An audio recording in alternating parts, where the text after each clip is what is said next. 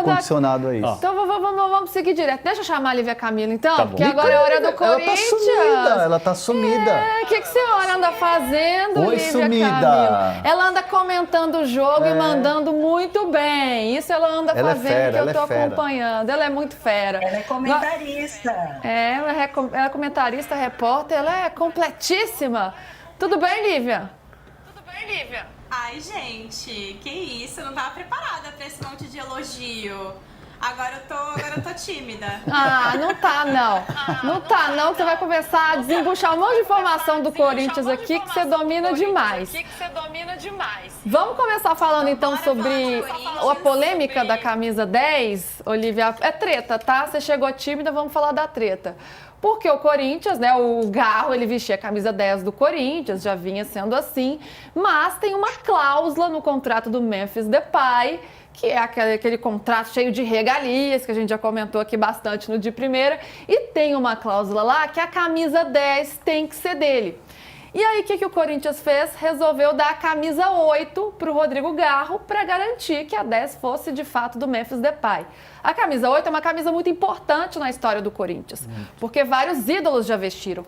Luizinho, Sócrates, vamos lembrando aqui, Paulinho, Basílio, Renato Augusto, Casagrande. Basílio, Casagrande foi 8 também. Rincon. Então, olha quantos ídolos do Corinthians vestiram a 8. Então, o Corinthians tentou contornar a situação dessa forma e parece que está sendo até positivo em algum ponto de vista. Mas eu queria saber, Lívia, se virou uma polêmica mesmo, se o Garro aceitou na boa ou se ficou chateado, como é que ficou isso?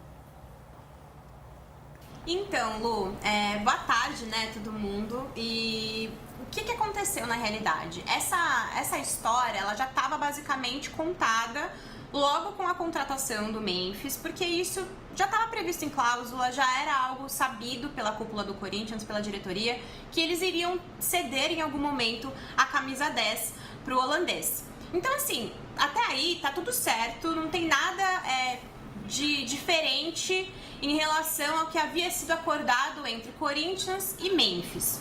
Só que, como 2024 foi o ano do Garro, né, a gente tem que elogiar aqui muito o quanto de futebol o meio-campista jogou, a cúpula falou assim, ó, a gente pode fazer isso, mas tem que ser a partir de 2025, porque 2024 ele é nosso camisa 10 e já tá estabelecido, já, né, se estabeleceu ao longo da temporada como esse grande meio-campista articulador, e a 10 encaixou perfeitamente. Tanto que a torcida já tinha falado assim, né, conversando com muitos torcedores, conversando com torcida organizada, eles já tinham essa identificação com o Garro. O Garro criou essa relação com o Corinthians de um 10. Então, para isso, a gente fala assim, ano que vem a gente começa essa trajetória aí, então, para trocar o número por outro e não fazer uma coisa atropelada. Só que 2025, a gente sabe que tem sido um ano muito difícil pro Garro, né? Um ano em que ele começou janeiro se envolvendo num acidente de trânsito, né, com uma vítima fatal. Ele deve responder judicialmente por esse acidente. Então, assim, toda essa situação também pesou pro emocional do Garro.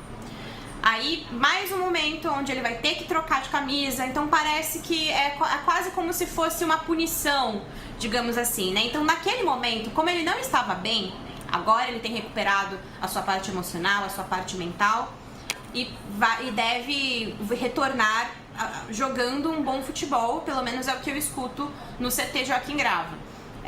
Então, assim, ele tá melhorando e já entendeu toda a circunstância que, de fato, o Memphis tinha um contrato e isso foi assinado com a diretoria. Então, gente, assim, o Garro tá bem, ele entendeu toda a situação, tá feliz com a 8, porque foi explicado pra ele que todos esses ídolos corintianos vestiram a camisa 8 e ele vai assumir esse papel e certamente a gente pode esperar aí o Garro tranquilo nas próximas semanas. Ele deve voltar no jogo do próximo domingo. O futebol ele tem essa dinâmica um pouco assim de questões de ego, né? Porque assim, se você pega, por exemplo, a Liga Norte-Americana de Basquete, se você pega o Super Bowl, o futebol americano, tá lá no contrato, chegou uma estrela, ele vai pegar 10, naturalmente quem está usando a 10 fala assim, ó, tá aqui, é o contrato, eu sou funcionário do clube, eu tenho o meu contrato, no meu contrato eu não tenho exclusividade 23, 28, 50, 99, não tem exclusividade, posso pegar qualquer camisa. Ponto, é contrato. É só no futebol que existe esse cuidado, esse contorno, essa coisa da vaidade, vai tirar a minha camisa, 10 é 10, que eu acho que é cultural do futebol e é muito mais forte e enraizado no futebol sul-americano e aqui no Brasil do que, por exemplo, se fosse na Europa. Então, assim, gente, é contrato. O cara chegou, é uma estrela, chegou com pompa de estrela, a camisa 10 está escrito ali que vai ser dele, entrega. Não, mas o que eu acho curioso, eu acho que é muita frescuraiada, muita picuinha. Tudo bem, mas só acho curioso. Deu polêmica, não é para dar polêmica. Já deu polêmica no Palmeiras quando o Dudu voltou e o Rony tinha dado a 7 e o Dudu foi jogar com a 77 e no ano seguinte teve que chegar no Rony e dizer, olha, você vai ficar com a 10, que 10 é Ademir da Guia e o Dudu vai ser 7. Resolveu, mas teve que passar a mão na cabeça ali. O que eu acho curioso só é que o Memphis não era 10. O Memphis era 7 no Manchester United e o Memphis era 11 no Lyon, que são os momentos mais importantes da carreira dele, né? O Lyon, ele foi semifinalista de Champions League jogando com a 11. Mas ele chegou num mercado diferente, com um status de estrela, mas e ele quis ser 10. Alguém ofereceu para ele a 10. E provavelmente, para um jogador que, nos melhores momentos da carreira dele na Europa, não era 10, ele não era 10 na Holanda. Na seleção da Holanda. Ele não era 10 no Manchester United. Ele não era 10 no Lyon. Alguém que chegou para ele e falou assim, olha aqui, inclusive você vai vestir a 10. Então, aí você cria um problema. Não é problema. Curioso, assim, o Casagrande, que é 9 na história do Corinthians, também foi 8. E o Sócrates, que é o grande 8 da história do Corinthians, o Luizinho Pequeno Polegar, o Sócrates é o grande 8 da história do Corinthians, também foi 9.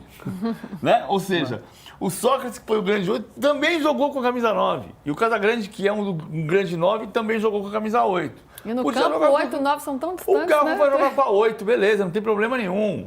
Mas é engraçado como você, do nada, cria não é um problema. Qual é a outra palavra? Uma picuinha. Um mal-estar. O Alisson era 7 no São Paulo, quando chegou o Lucas Moura, que é o Lucas Moura. Deu a 7 pra ele. Tá aqui, ó. Lucas, tá aqui pra você. O Alisson é 25, não tem problema nenhum. Alicia, quero te ouvir. É picuinha, é assim mesmo, tá no contrato, entrega pro cara, ou não precisa de tantas regalias assim pro jogador que tá chegando, independentemente de ser uma estrela do futebol mundial como é o Memphis? Olha, ele tá no contrato, tem que entregar, né? Alguém prometeu, então se prometeu, tem que cumprir. A questão é a importância que isso tem. Claro que se você está negociando com um jogador como o Memphis, né, que quer um chefe de cozinha, o carro blindado, a casa, né, várias outras questões que ele precisou inserir no contrato, e a camisa 10 é importante para ele, você não vai deixar de fechar o contrato por causa disso. Você vai negociar com quem está no elenco para abrir mão do número na camisa. Mas é mais uma coisa, né, mais uma entre tantas de ego dentro do futebol, sem dúvida nenhuma. Né, a coisa do Dudu, o Palmeiras também passou por isso, com o Dudu, com o Rony, com a 7, com a 10, né, o que importa mesmo é o cara jogar bola, né, como a gente falou aqui, tem outras referências incríveis com a camisa 8, também teria com a 7, com a 9, com a 11, então me parece ser uma coisa um pouco exagerada, é claro que se a gente fala no Santos, por exemplo, a camisa 10 é a camisa do Pelé, que é o maior jogador da história do futebol mundial. Pode ser tratada com cuidado? Pode, mas certamente não é uma coisa para criar um climão, uma coisa dentro do Corinthians, acho que para ninguém, nem para o Garro, que sabe a importância que ele tem dentro da equipe, e nem para o Memphis, até porque se alguém colocou no contrato e prometeu para ele, né, o correto é cumprir o que está lá. Mas é só um número na camisa, né, gente? O importante é o que entrega dentro de campo. A seleção brasileira com a 13, e o primeiro jogo titular do Pelé na seleção brasileira foi com a 8. As pessoas, os ídolos usam camisas diferentes. Olivia, pra gente encerrar, conta pra gente que o Memphis também está sendo criticado por outros motivos, né? Porque ele teve uma condenação aí séria por dirigir embriagado, foi noticiado, né, pela TV estrangeira. Foi também num programa de TV, também andou tirando fotos num estilo mais lifestyle. A torcida tá pegando no pé do Memphis já, e já dá uma prévia também desse Corinthians de hoje que vai pro derby, um jogo que vale muito pro Timão, que precisa... Oi? Peraí, agora eu me atrapalhei, eu tava ouvindo a Lívia. Oi, Lívia! me escutando? Agora eu tô. E já conta pra gente um pouco desse Corinthians.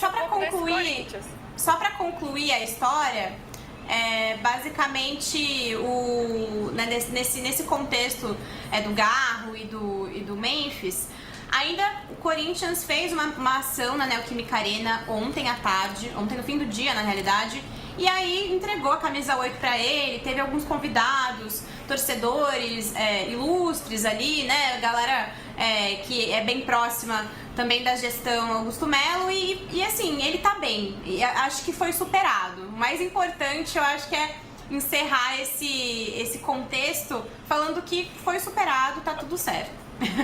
Engraçado, eu entendi o que você falou, Lívia, mas é engraçadíssimo. Ele perdeu a camisa 10, mas passa bem. E temos um clássico hoje, né, Lívia? Pra gente encerrar, pra gente ir pro break, que já estão falando aqui na minha orelha, ó, vamos pro break. Memphis teve uma semana bastante agitada, muitos compromissos. Participou do programa Altas Horas da Rede Globo, foi capa da revista GQ, já tinha feito um ensaio fotográfico no fim do ano passado. Enfim, teve uma semana aí de ícone pop, algo que ele, né, sempre foi muito reconhecido por ser. Mas um ponto específico que acabou mexendo bastante com a semana dele foi uma condenação por dirigir embriagado em Mônaco. E ele acabou, né, vindo a público, pediu desculpas pelo caso, pela situação, mas é importante ressaltar que essa condenação é uma condenação em primeira instância, né? Então, assim, ele pode recorrer da decisão e deve pagar só uma multa para ficar livre aí, depois não pode mais dirigir embriagado em Mônaco novamente, né? Ele não pode ser recorrente. Mas ele foi condenado a 4 meses de prisão por isso. Então, ontem a gente inclusive deu uma notícia sobre esse assunto, contando os detalhes que foi publicado por uma TV francesa. Mas é mais uma situação delicada para um jogador do Corinthians envolvido em questões com trânsito e álcool. Lívia, obrigada, viu? Vou me despedir de você então. Beijo, até mais. Beijo, tchau, tchau. A gente vai para um rápido intervalo, ainda voltamos, ainda tem mais um pouquinho de primeira. Vamos falar do Fluminense, do Vasco, né? Tivemos esse clássico carioca e também do Marcelo, que se aposentou dos